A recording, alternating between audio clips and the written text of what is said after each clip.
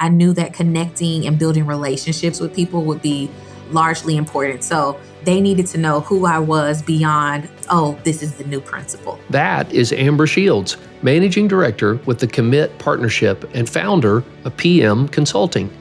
In her first principalship, she learned that real school transformation starts with how adults connect, learn together, and see one another. It's sometimes an opportunity to just catch up with the staff member that you're working the arrival door with. Like, how was your weekend? How was your evening? What's going on with your kids? Those small acts can really be impactful in terms of building connection. Her leadership model is built on consistent, everyday actions that build trust. Through these, she created the conditions for staff to learn together, reflect honestly, and begin building a culture of high expectations. We try to embed reflection in multiple areas or in multiple structures of the school. It'll also trickle over to how we reflect on our instructional practice. Today, she breaks down how reflection becomes the engine of adult learning and why a culture begins to shift when every staff member can name one thing they want to own improving. By the end of this conversation, you will learn how intentional relationships,